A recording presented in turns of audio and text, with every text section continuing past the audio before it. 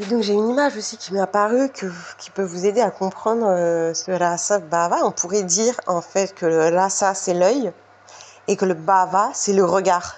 Et quand il y a une rencontre des deux, ça crée rasa bhava ou le mystique à travers l'acte sacré artistique.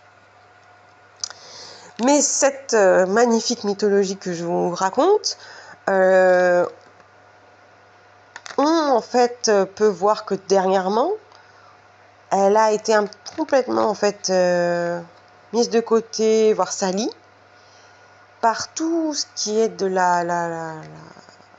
on dirait la désobéissance du public.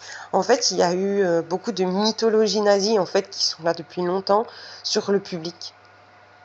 Par exemple, il y a plein de vidéos qu'on voit sur voilà, je me confie un peu de manière perso, hein, mais il y a plein de vidéos qu'on voit à la télé depuis longtemps et tout, où on a des soi-disant artistes, sans parler de la profession qu'ils font, hein, mais des soi-disant artistes qui racontent comment ils ont en général leur sœur ou leur frère, ils étaient hyper timides, ils chantaient, ils faisaient des sketchs ou de la comédie ou de la danse ou des carillons ou du balafon, je sais pas quoi dans la chambre.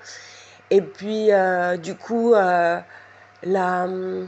la grande sœur ou le grand frère ou la grand-mère, des fois ça dépend qui ils visent, quel peuple en fait, voit ça et puis du coup ils louent une salle pour l'anniversaire et puis en fait ils invitent 150 personnes sans lui dire et la personne elle réussit et du coup tout le public applaudit et du coup tout le monde paye sa place 10 € et du coup elle est obligée de prolonger la scène 3 jours notamment pour qu'elle ait son public sinon elle n'en a pas.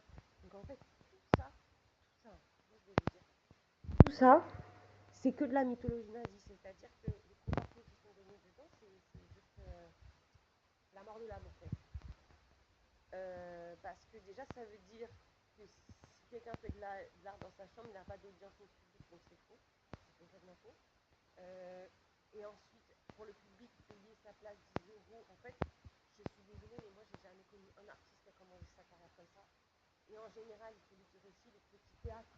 Vous voyez, les petits théâtres, comme un petit théâtre, tout ça. En général, c'est pas des petits théâtres que tu peux pas y aller gratuitement, hein, dans un petit théâtre. En général, il faut relier au cours.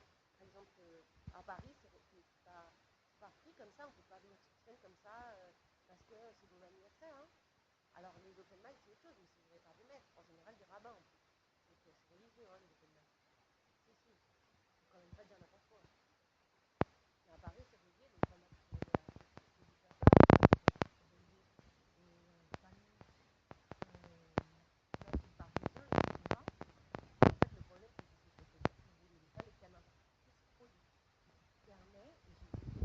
sur Instagram, mais ça m'énerve, de faire des vidéos qui promouvoient la pensée du public nazi. Mais en fait, ces vidéos-là, vous savez ce qu'elles font? Elles font des énormes interférences à la télé. Parce qu'en fait, c'est un canal, hein, Instagram, la télé, tout ça. Les vidéos, le canal vidéo. C'est hyper dangereux pour les présentateurs télé. Et puis, ça fait baisser le stamina. Ça veut dire que ça éloigne le public de l'artiste, en fait. Et ça enferme l'artiste dans quelque chose qui est complètement, mais hors du réel. Et complètement déstabilisant, enfermant, oppressant, voire humiliant. Je trouve que c'est humiliant pour lui, toutes ces histoires. Et moi, c'est vrai que je l'ai souvent dit, il n'y a pas besoin d'avoir un public pour être artiste. Parce qu'en fait, ça n'a absolument rien à voir avec le nombre de places que vous vendez. Parce qu'en fait, déjà, ils ne vendent pas des places. Les artistes, ça ne marche pas comme ça. C'est des missions aussi qui sont reliées par des instances d'impôt. Alors peut-être que vous n'êtes pas en mesure de les comprendre. Mais alors, ça n'a jamais, jamais, jamais fonctionné comme ça. Donc, généralement, les artistes, quand ils se produisent, déjà, toujours une cause derrière, hein, parce qu'ils ont même plus d'effet à danser tout seul dans la nature et peut-être des fois plus de contentement que d'avoir un public. Bon, on va s'interroger sur le public. Mais donc en général, c'est parce qu'ils cherchent l'effet de la cause derrière. Ça peut être par exemple des libérations publiques, ça peut être des causes qui sont un peu de charité d'ailleurs. Charité, de charité, pas forcément monétaire, mais ils cherchent à agir un certain sens aussi en fonction aussi des invités.